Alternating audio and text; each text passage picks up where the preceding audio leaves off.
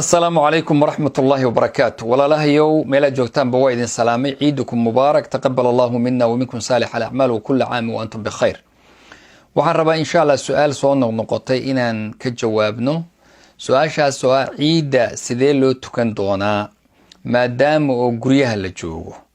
Dadku waxay barteen inay imaam uu tujiyo ama meel bannaan lagu tukado ama masaajida.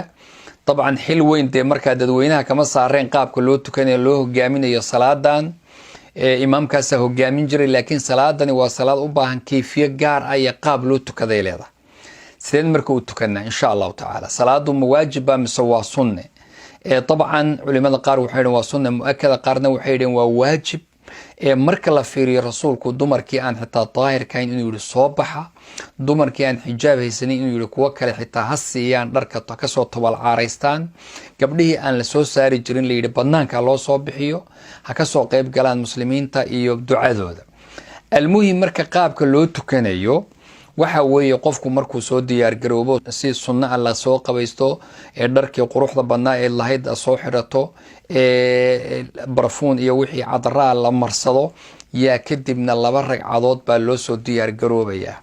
marka intaan wali faatixa la aqrinin ragcada hore markii salaada la galo Allahu akbar la yiraahdo yaa 7 jeer la oranaya Allahu akbar الله أكبر سبحان الله الله أكبر الله أكبر الله أكبر الله أكبر الله أكبر الله أكبر الله أكبر أكبر واترسنيسا 7 jeer kadib baad faatixada bilaabi, kadibna suurad baad ku dari insha Allah sida sunnadii tawrana sabbix ismaata dambana halataa in lagu aqriyo suuratul ghaashiya ama suurad alla suuradii Ilaahay ku waafajiyo ayaad ku daraysaa oo taqaan. ragcadii labaad markii intii la sujuudo la soo kaco oo Allahu akbar soo istaagta baad haddana bilaabi Allahu akbar 5 jeer. Allahu akbar subhanallah. Allahu akbar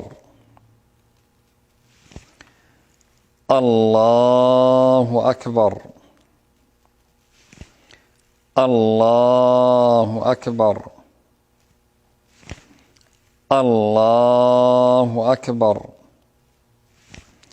الله أكبر 5 jeer baa la dhahayaa.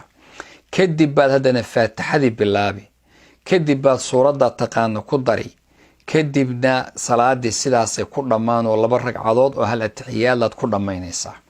salaada marka laga baxo khudba ayaa jirtay. ciida waxay khilaafsan tahay jumcada waxaa horeysa khudbada, salaaduna way dambaysaa, laakiin ciida waxaa horeeya salaada kadibna khudba ayaa loo istaagaa.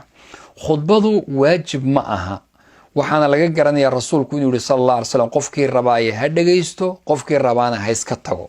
sidaas daraadeed inay la isbaraarujiyo oo maadaama dadku dee wacdi badan iyo carabi toona u wada sahlanayn, luqadii aad taqaan in la isku baraarujiyo, hal aayad iyo hal xadiis la isku baraarujiyo ayaa haboon insha Allah taala. waxaan rajaynayaa Ilaahay subhanahu wa ta'ala baan baryaynaa inuu wabaagan iyo dhibaatadan inaga kor qaado, wala isu imaatinkii iyo damaashaadkii iyo maaragtay caafimaadkiina alla inoo soo wada celiyo. jazaakumullahu khayr wa barakallahu fiikum. Wassalaamu alaykum wa rahmatullahi wa barakatuh.